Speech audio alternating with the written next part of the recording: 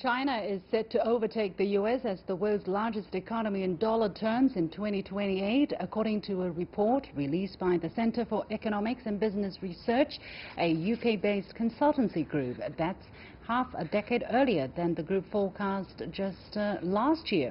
What factors account for the change, and what are the criteria of the measurements, and what might be the implications for China and the global economy? Joining me from Kent in the UK via Skype is Douglas McWilliams, Deputy Chairman of CEBR, exactly that think tank which published that report. And joining me here in the studio is Gong, Professor at the University of International Business and Economics. Gentlemen, welcome to The Point. Mr. McWilliams, let me go to you first. Thank you very much for agreeing to join us.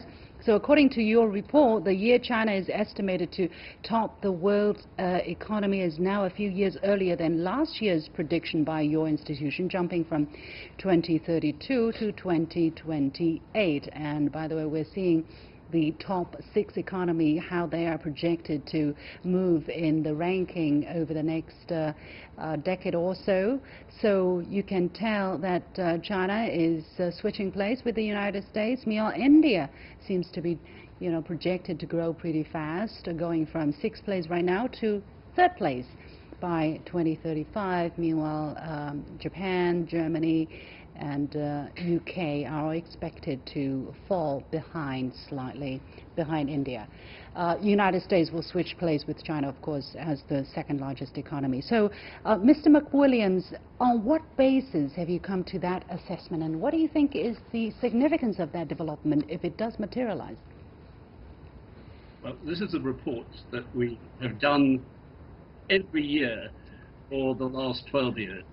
And we get slightly different results each year, but the generality is the same, that the fast-growing Asian economies are catching up with the more established Western economies. What's changed this year is, of course, the pandemic. And the effects of the pandemic have been threefold. First of all, China has handled it with a high degree of success. It's the only major economy to have achieved positive economic growth in the year 2020. Secondly, in the West, a lot of us have been rather slow at handling the disease, and the death rates in the West are much higher than in the East, and this is holding back our economy. And thirdly, we think the new world that will emerge will be both greener and more tech-based, and we see China and Chinese industry as having advantages in both those areas. What would be the implication or significance of China becoming the world's #1 economy again? And I emphasize that because for millennia, China's economy was the world's largest. Only over the past 200 years, let's say, China really were left behind, and China is trying to recapture that position. Well, I mean, as you say, there is data for about 2,000 years. And for 1,400 of these years, China has been the world's largest economy. Now, at one level, there is no significance at all. There is no great silver cup to be handed out to the winner in this thing. And in practice, the difference between being 1% bigger and 1% smaller, it doesn't matter. But I think in China, it will be taken as quite significant that after 500 years that didn't work very well for China, things are coming back to where they used to be. I think in the West, we've got slightly used to an idea of Western exceptionalism, where we think that we're the only people who can do certain things. And I think it's a good reminder to us that most of the things that we can do, other people can do as well, and sometimes more efficiently and better than us. So I think for the West, it's a wake-up call. But you really said that not just China handled the outbreak more effectively, but the Western counterparts suffered significant hits to their long-term growth. Do you think that the Western economies are not able to catch up after the initial shock of the coronavirus or the pandemic dies down? I mean, okay, maybe not in 1 year, but in 2, 3, we're talking about 2028. Do you think that Western economies are not able to pick up after that? We can pick up, and we will pick up. I think when the vaccines have have vaccinated enough of the Western population. We will catch up. And the initial phase of it will be that we will catch up quite quickly. But we have hamstrung ourselves in various different ways. First of all, a lot of businesses will have gone into bankruptcy. Secondly, a lot of people will have lost their jobs. It will take time for them to get new jobs. Thirdly, we've had 2 years of very little investment. And fourth, there's been a big build-up of debt. All these things will hold us back. And maybe in 15 years' time, they might not seem much. But 2028 is remarkably soon. And we will still be suffering the scars of the pandemic at that stage. Yeah. John, I want to see your reaction here. Do you agree with the assessment of the report? And what do you think of Mr. McWilliams' analysis so far? Well, I'll raise two issues. Wearing an economist hat, I tend to be critical, but bear with me for a moment. I think one issue is that, my understanding is that this study is premised upon the forecast that the U.S. economy will grow after the pandemic at a range between 1.5 to 1.9%, overall below 2%. I have some doubt about this. I'm a little bit skeptical because I think typically after the pandemic, it's a great question actually. After the pandemic, typically these advanced economies, developed economies, tend to grow quite fast, sort of in a revengeful way, and you would see a big shot up of growth rates and then gradually tapering off. So the assumption that the United States will grow between 1.5 to 1.9% over the next 8 years or so, I'm a little bit skeptical. I think it might be more than that. A second thing I think is that we're talking about nominal GDP, and I think probably the currency exchange will probably play an even larger role in calculating this.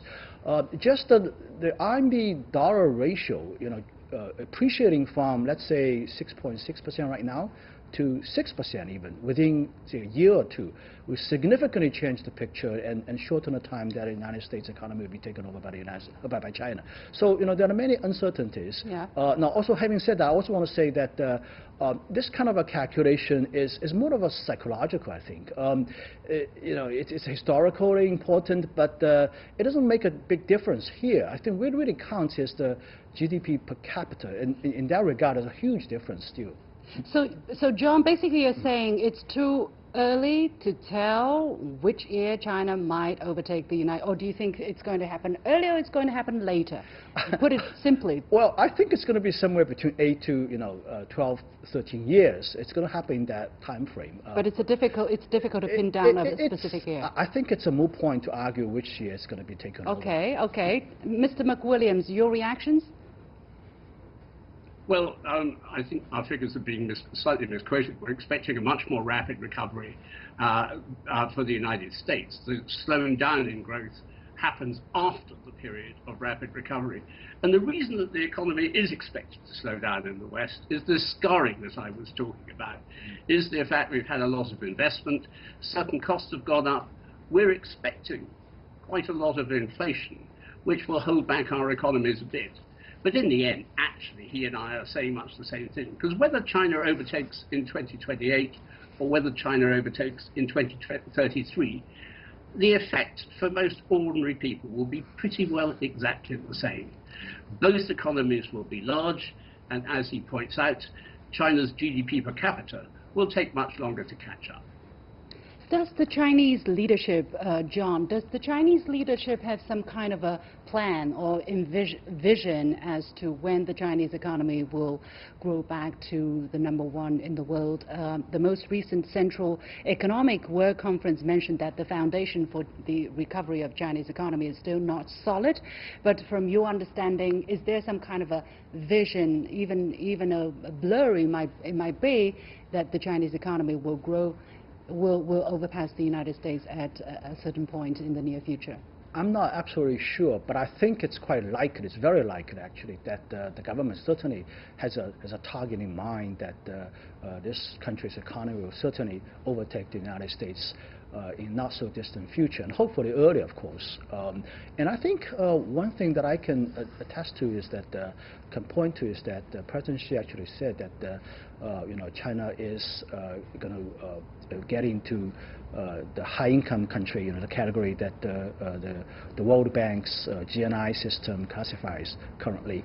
China is in the second category, and we're at $10,000 per capita, and we're only $2,000 away from overcome that threshold. And $2,000 probably, in 4 or 5 years, being the highest income category countries. Williams, just now you mentioned the psychological impact it might have. Indeed, here in China, your report has been picked up by some media as welcome news. However, some other media have cautioned against, being too joyful, too, rosy in a short period of time and lose sight of the difficulties we might face, and saying that such report might actually ring alarm bell for the U.S. and some other Western countries, or some people in those countries, to further contain China or try to delay China's rise.